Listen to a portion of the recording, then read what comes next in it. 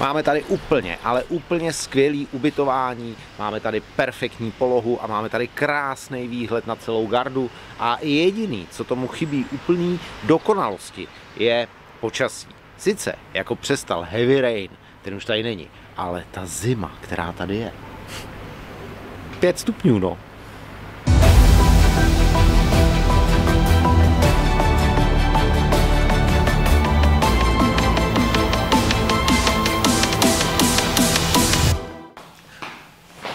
Každopádně Lago di Garda je úplně největší italský jezero, na délku má 50 km, na šířku má nějakých 17 km a když bychom ho rozdělili na nějaký dvě takové stejné půlky, tak ta horní půlka je hodně hornatá a naopak ta dolní půlka, ta jižní půlka je fakt jako úplně totální placka. A my jsme na začátku nějaký horní třetiny, jsme v Malcesine, a takže máme blízko jako docela i na jih, i na sever a dneska začneme severem a úplně první, co prozkoumáme, je město, který tady máme a kterým jsme a to je Malcesine. Já si musím vzít ještě. To nevím, ještě chceš vzít fokáču? A hodně.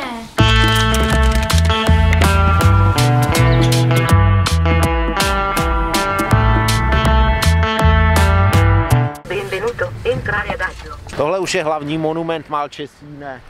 Hrad tady takhle na tomhle útesu. A staré město by mělo být tam někde za ním.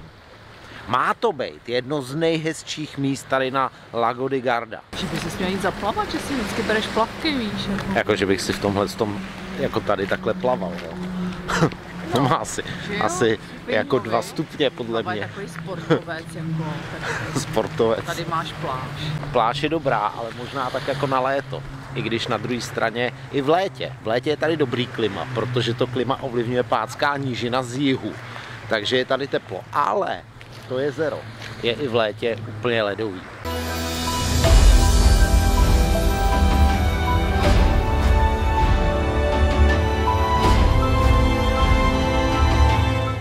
Trošku kopec a ty jako nemůžeš, jo. Jak se to má vyslovovat? Malcesine. Malcesine. První dojem z Malcesine je fakt jako skvělej. Už jdeme do obchodu, Sofinko. První dojem je fakt skvělej.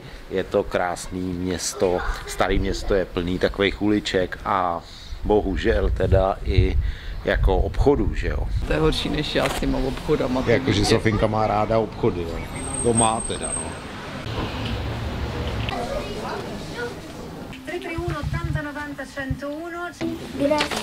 Grazie. Ciao, ciao.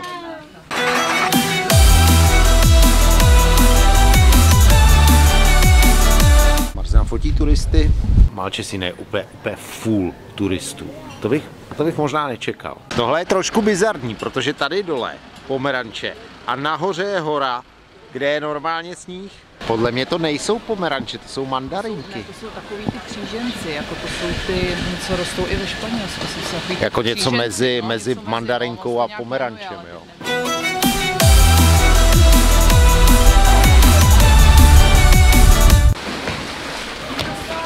To je jako nějaká želva z prdelí, jo.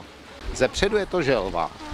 A tady takhle je to normálně jako zadek. Je to tady fakt hezký, takový typicky italský. Kasa automatika, protože v Itálii neexistuje žádný neplacený parkování. Inserire denaro o selezionare il tipo di pagamento. Euro 30. Jo, 30. Euro 30. Jo, já myslel 30. Ritirare il gettone. Malcesine je fakt úplná pecka, ale my se teď posouváme do Riva de Garda, což je takový hlavní město a je to úplně na severu. Arrivederci. Arrivederci.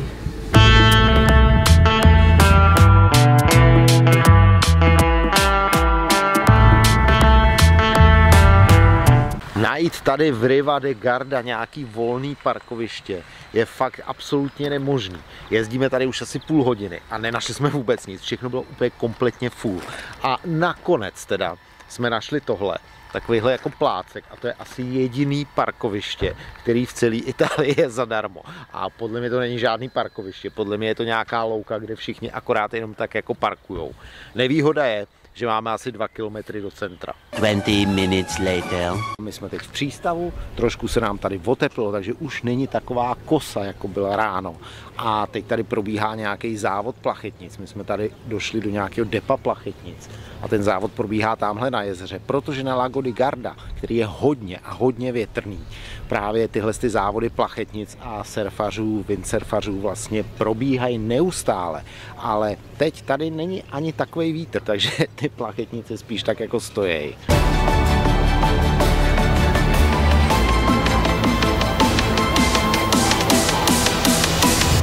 Možná v porovnání s Malcesine je to tady takový víc jako honosnější, takový víc jako poš, by se dalo říct. To je to správné slovo, který to dobře vystihuje. Marza zase někoho fotí tady, protože vždycky řeknou, aby vyfotila.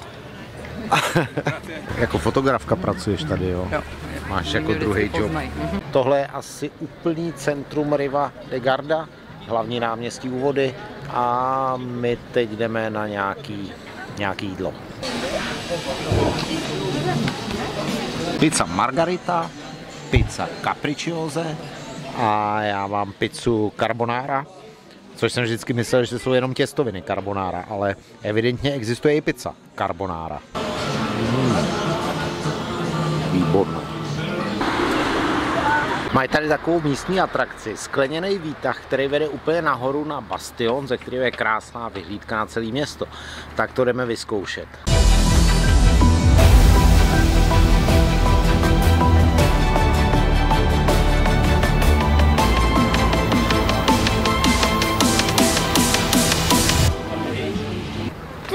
Máme, vidíš, to je ten bazén. Vidíš to? Vista panoramatika, pod náma je Riva de Garda, za náma tamhle je jezero plný plachetnic.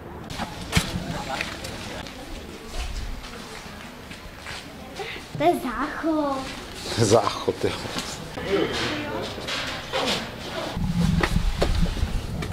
Co to je? Dál už to nejde. Vždycky mě v Itálii fascinuje takový ten italský engineering, který oni tady mají. Ty věci jednak fungují a jednak postaví vždycky na úplně neobvyklých místech, že jo. Třeba v Sorrentu jsme zažili, že jsme měli výtah, který vedl z města, ze Sorrenta přímo na pláž dolů, ve skále. A tohleto, to je stejný případ. Z jezera Lago di Garda od hladiny se vlastně dostanete nějakým skleněným výtahem, nebo možná je to nějaká jako pololanovka, nevím, co to přesně je, až nahoru k bastionu. Ale ta věc funguje.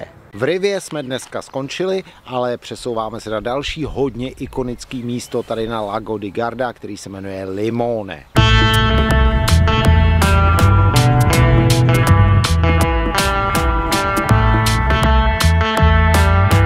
Jsme našli rychle místo. No bylo to úplný překvapení. V Limone jsme zaparkovali úplně na první dobrou. Tady parkoviště je totiž taky vždycky problém, ale zrovna tohle bylo volné. Limone je známý hlavně kvůli pěstování citrónu, což asi není žádný překvapení, že jo, protože limone má to přímo jako v názvu. A citrony jsou tady úplně všude.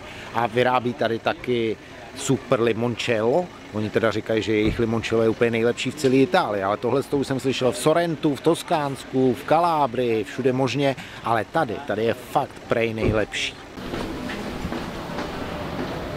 Tohle je dobrý. Fakt hodně dobrý.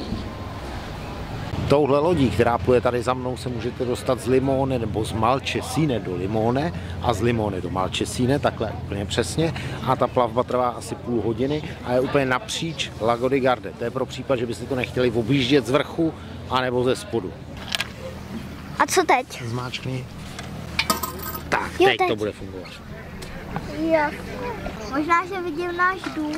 Ten je tamhle tím směrem. Limone je takový hodně přímořský, bych řekl, nebo možná lázeňský, lázeňsko-přímořský. A co mě úplně fascinuje, je to, že ty citrony, ty jsou tady jako úplně, ale úplně prostě všude.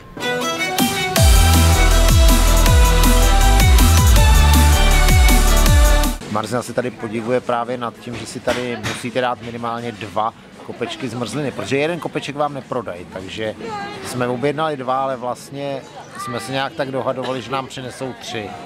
Tak 2 jsou minimum. To je všechno moje? Takže tohle je tvoje a tohle je moje. Tak to paní pochopila. Buonissimo. Není tam moc cukru a fakt jako hodně cítíte chuť těch citronů.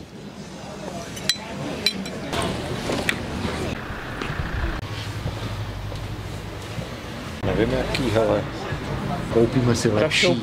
Šoupneme se za 20 euro, 21 euro. Bombóny. Tak ještě tohle? Tak ještě tyhle vememe. Nakoupili jsme limoncello, nakoupili jsme sůl s citronem, nakoupili jsme nějakou pastu a ještě nějaký bombóny a končíme tady v Limone a vracíme se zpátky k nám do Malcesine. Že tě viděli. Co mě viděli? Že máš dceru. A když to říkal ten prodavač, to já jako... Viděl tě, máš dceru. No mám jednu. Viděl tě, máš další dceru, že jo? To nevím. Jedem, Sofinko, jedem. Prodavač mi říká, jestli prej mám jenom jednu takovouhle dceru, jako je Sofinka. Protože říkal, že tam přišla před chvílí nějaká jako holka, která mi byla hrozně podobná. Měla stejný brejle a stejně se i smála jako já. A jestli to prej nebyla jako moje dcera, druhá. Asi nebyla. Jsme zpátky u nás na baráku a konečně se tady taky oteplilo. Začal asi konečně proudit ten teplej vzduch zpátky nížiny, který včera nebo ještě dneska ráno nebyl, ale každopádně dneska jsme na Gardě měli fakt docela pernej den. Byli jsme na 3 místech, byli jsme v Malcesine, který má úplně skvělou atmosféru a skvělý historický centrum. Pak jsme byli v Riva de Garda, která je taková hodně jako honosná, vznešená, naleštěná a skončili jsme v Limone, který je asi ze všech těch 3 míst nejvíc turistický, nejvíc takový, ale zároveň i přímořský a lázeňský, ale důležitý, co je to, že každý z těchto 3 měst je úplně jiný a každý je úplně jinak vizuální. A právě ta rozdílnost a ta vizualita těch italských měst, které tady na Gardě jsou, je to, co mě na Itálii tak strašně baví. A to je důvod taky, proč Itálii fakt mám rád.